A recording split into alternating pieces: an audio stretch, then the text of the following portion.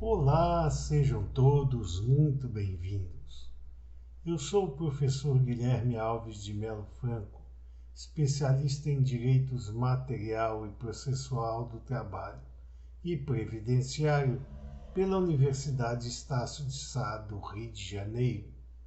formado em Direito pela Faculdade de Direito da Universidade Federal de Juiz de Fora, Minas Gerais. Estou a desenvolver no meu canal do YouTube, Guilherme Alves de Melo Franco, Estudar Direito, um curso gratuito sobre os direitos material e processual do trabalho,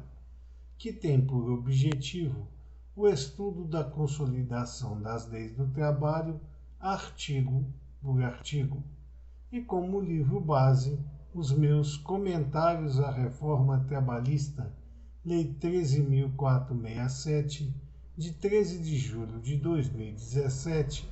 lançados pela editora Juruá de Curitiba, no Paraná, no ano de 2021.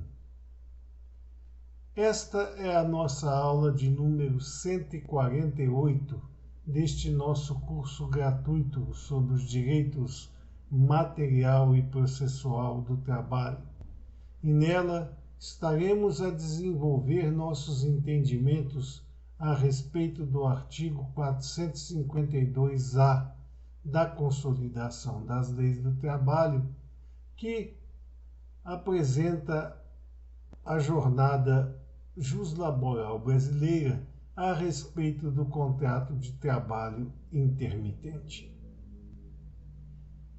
Neste sentido, diz o artigo 452-A da Consolidação das Leis do Trabalho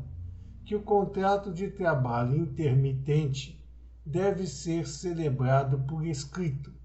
e deve conter especificamente o valor da hora de trabalho, que não pode ser inferior ao valor horário do salário mínimo ou aquele devido aos demais empregados do estabelecimento que exerçam a mesma função, seja por força de um contrato intermitente ou não. O contrato de trabalho intermitente, ele foi criado pela reforma trabalhista através da Lei 13.467, de 13 de julho de 2017, no afã do legislador em ampliar as vagas de emprego num cenário caótico em que o Brasil figura entre os maiores índices de desempregados do mundo, no sentido de que a população efetivamente ativa não encontra métodos de se enquadrar dentro do meio ambiente de trabalho nacional. Todavia, como algumas situações que já vínhamos prevendo desde o lançamento da Lei 13.467, de 13 de julho de 2017, o contrato de trabalho intermitente, infelizmente, não atingiu aos objetivos iniciais e transformou-se, sim, num instrumento de precarização dos pactos de emprego existentes no cenário brasileiro. Então, aqueles trabalhadores que estavam à margem do ambiente trabalhista nacional, ao invés de terem as oportunidades ampliadas com o advento do contrato de trabalho intermitente, tiveram sim a precarização de suas prestações pessoais de serviço, não havendo nenhuma ampliação no número de empregados e, muito pelo contrário, resolvendo o problema grave do desemprego no Brasil. Todavia, o artigo 452-A, introduzido pela reforma trabalhista, continua ativo e, portanto, o contrato de trabalho intermitente é possível de ser implementado. Desde que este tipo de pactuação seja celebrada por escrito. Portanto, não vale contrato de trabalho intermitente verbalizado, somente aquele elaborado por um instrumento escrito. E nesse instrumento escrito deve conter especificamente, quer dizer, tem que trazer nas suas cláusulas de forma clara e específica o valor da hora de trabalho. Que uma questão óbvia, já que existe o sistema do salário mínimo dentro do ambiente jurídico brasileiro, a hora de trabalho também no contrato de trabalho intermitente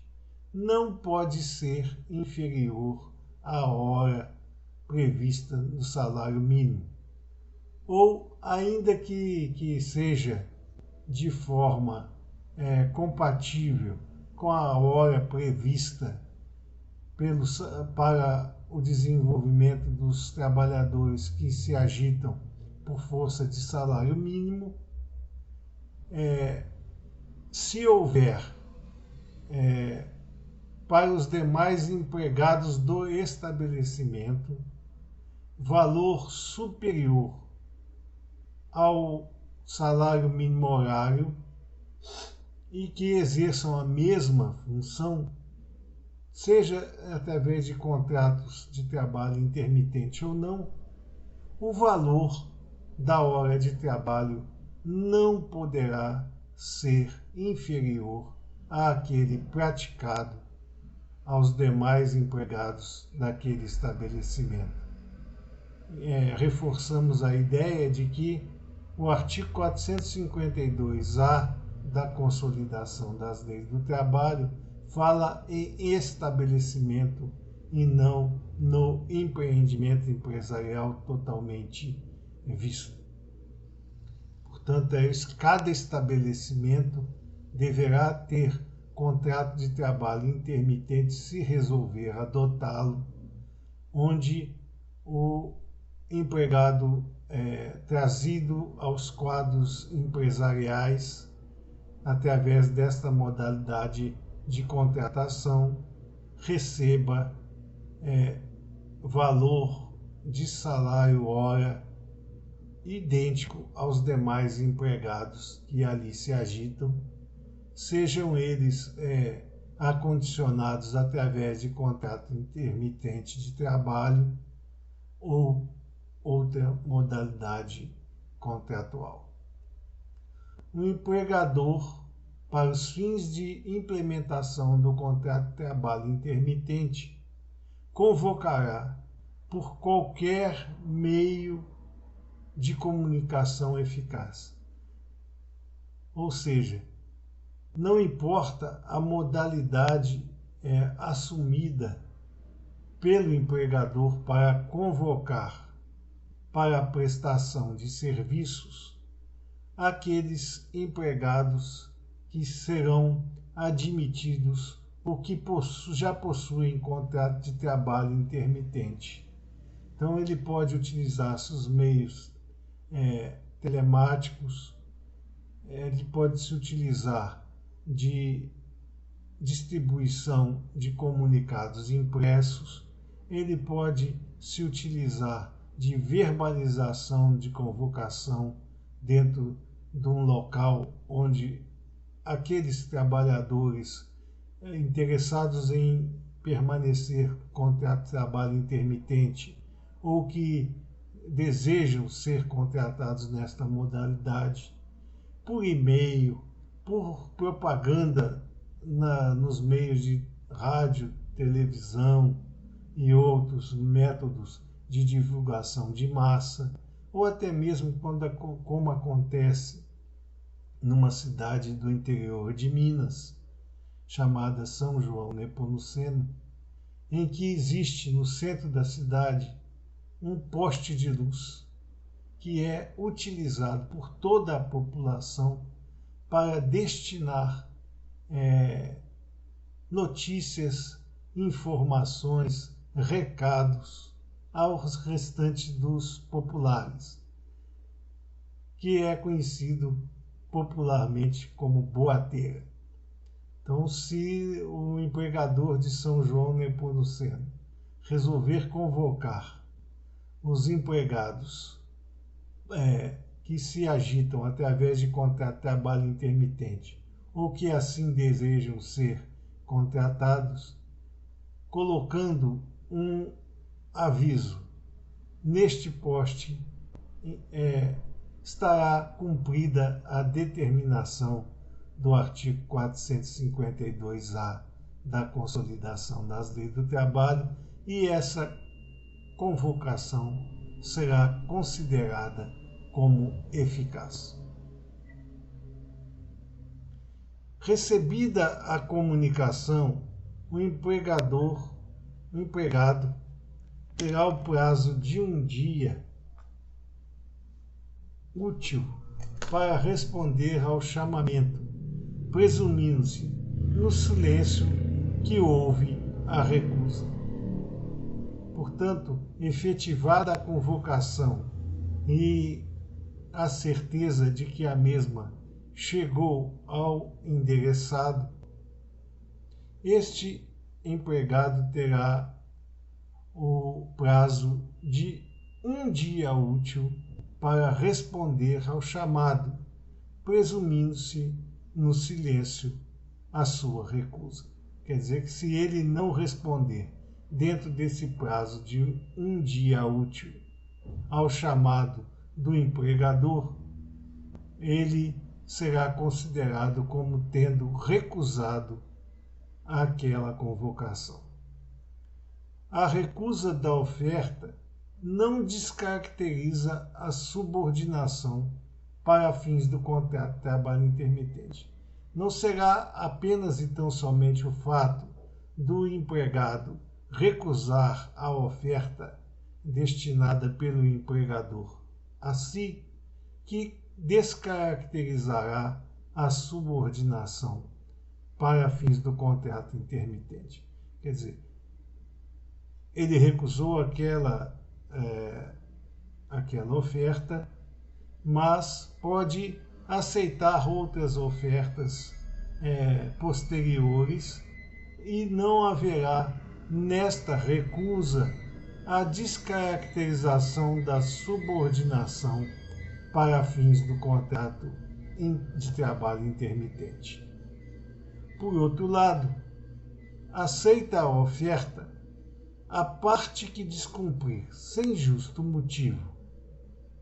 pagará a outra, no prazo de 30 dias, uma multa de 50% da remuneração que seria devida, permitida a compensação em igual prazo. A partir do momento em que o empregado, respondendo ao chamado do empregador, aceita a oferta, tanto ele quanto seu empregador não podem, sem justo motivo, descumprir as determinações do pacto de emprego intermitente, sob pena de pagar a outra parte, ou seja, o empregador que descumprir pagará ao empregado, o empregado que descumprir pagará ao empregador, no prazo de 30 dias, a multa de 50% da remuneração que seria devida. Tanto o descumprimento sem justo motivo dos pactos, dos temas estabelecidos no pacto de trabalho intermitente promoverá a obrigação da outra parte, no prazo de 30 dias, quitar a multa da remuneração que seria devida, permitida a compensação em igual prazo. Quer dizer, ou paga 50% da remuneração para a parte que teve o contrato descumprido, ou compensa esta multa com uma nova pactuação posterior, em que será abatida a porcentagem de remuneração que ficou devida por não cumprir as determinações da oferta que foi implementada. O período de inatividade não caracterizará tempo à disposição do empregador, podendo o trabalhador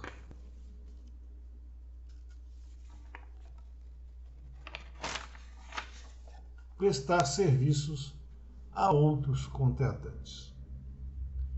Então, entre um exercício profissional através de um pacto de trabalho intermitente e outro, poderá o empregado, neste sentido, prestar serviços a outros contratantes, porque esse ato entre o primeiro pacto e a nova pactuação não será considerado como tempo à disposição daquele empregador da qual se originou a relação de trabalho intermitente. Ao final de cada período de prestação de serviços, o empregado receberá o pagamento imediato da remuneração, das férias proporcionais mais o terço constitucional, da gratificação de Natal proporcional e do repouso semanal remunerado, além de todos os adicionais legais pertinentes às características da prestação pessoal de serviços do empregado ao seu empregador através do pacto de emprego intermitente. Então, findo o período de prestação de serviços, o empregado receberá imediatamente o pagamento da remuneração, das férias proporcionais mais o terço constitucional, da gratificação de Natal proporcional, do repouso semanal remunerado e os adicionais legais. O recibo de pagamento deverá conter a discriminação dos valores pagos relativos a cada parcela. Aqui nós observamos que o artigo 452-A da Consolidação das Leis do Trabalho traz situação completamente dispensável, já que todos nós sabemos que pagamento perante a Justiça Especializada do Trabalho se faz mediante recibo, e que nesse recibo deverá haver a discriminação dos valores e das verbas pagas sob pena de nulidade.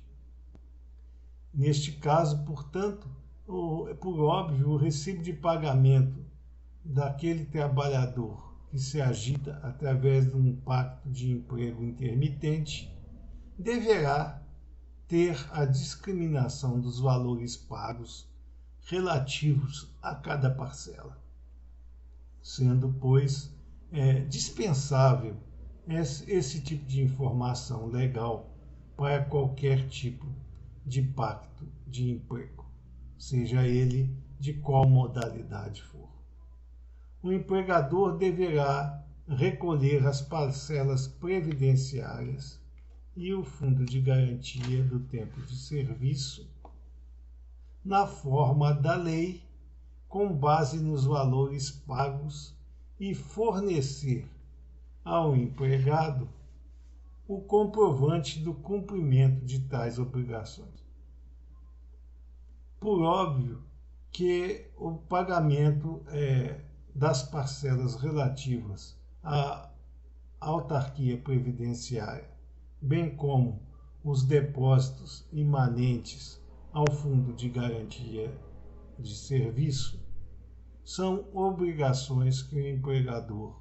tem quando se utiliza da força de trabalho de um empregado dentro de todas as modalidades de pacto de emprego. Todavia, a única diferença que nos traz o artigo 452-A neste sentido é justamente que o empregador tem a obrigação de entregar ao empregado o comprovante do cumprimento de tais obrigações. Então, além de cumpri-las, o empregador deverá, no caso do contrato de trabalho intermitente, entregar ao empregado o comprovante do cumprimento de tais obrigações. A cada 12 meses, o empregado adquire o direito a usufruir, nos 12 meses posteriores, um mês de férias, período no qual não poderá ser convocado para prestar serviços pelo mesmo empregador. Estamos a notar que o contrato de trabalho intermitente é uma situação legal anômala, já que, por todas as características que foram a ele emprestadas, faz-nos entender que não se trata de um contrato de emprego, mas puramente de um contrato de trabalho, já que nos intervalos o empregado poderá prestar serviços a outros empregadores, o que não acontece no contrato individual de emprego. Também, no período de férias,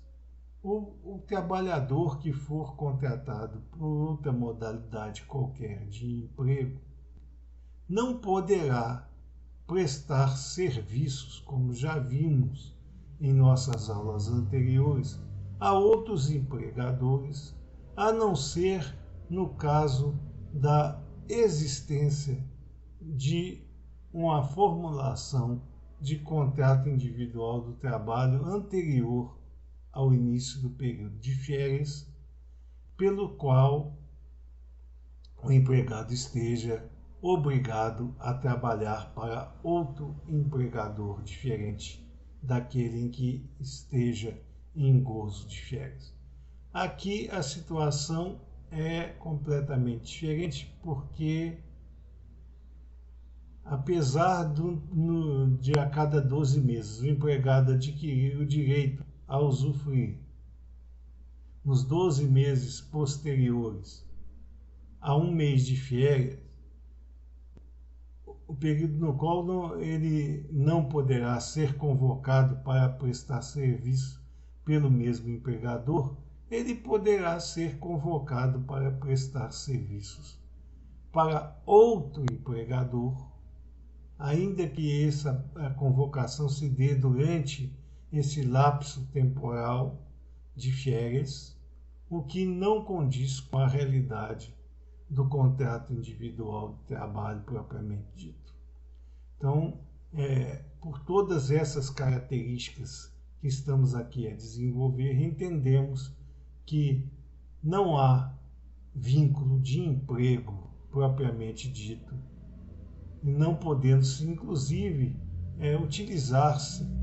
como fez o artigo 452-A da Consolidação das Leis do Trabalho, dos termos empregador e empregado, mas sim contratante e contratado.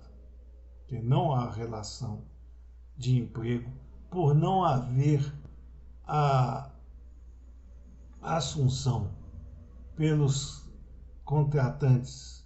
de trabalho intermitente das características incertas nos artigos 2º e 3º da Consolidação das Leis do Trabalho, porque falece da integridade de suas características. Outra situação que gostaríamos de trazer a vocês é que não existe rescisão no contrato de trabalho intermitente, mas apenas e tão somente o término do pacto. Não existe relação de emprego, como já dissemos,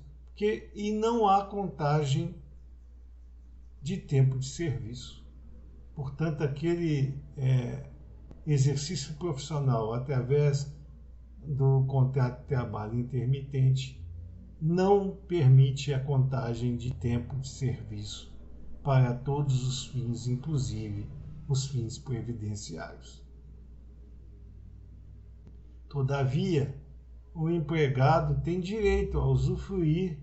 do auxílio maternidade, auxílio doença, auxílio acidente de trabalho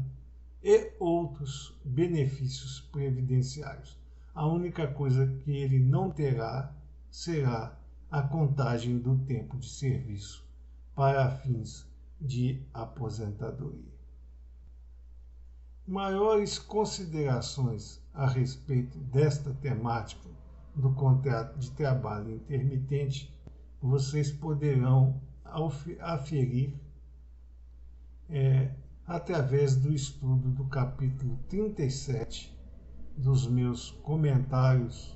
à reforma trabalhista, Lei 13.467, de 13 de julho de 2017, que foram lançados pela editora Juruá de Curitiba, no Paraná, no ano de 2021, e o assunto se encontra alojado nas páginas de números 167 a 174. Estas eram as considerações que gostaríamos de fazer a vocês nesta nossa aula de número 148 desse nosso curso gratuito sobre os direitos material e processual do trabalho, e aproveitamos esta oportunidade para agradecer a todos vocês a presença nessas nossas aulas e solicitar ainda uma vez mais que aqueles que ainda não o fizeram se inscrevam no nosso canal e deixem seus likes nas nossas aulas, porque é através destas duas atitudes simples que vocês estarão a nos auxiliar no sentido de manter íntegro este nosso curso gratuito sobre os direitos material e processual do trabalho e poder distribuir o conhecimento aqui arregimentado ao maior número de pessoas possível. Muito obrigado a todos.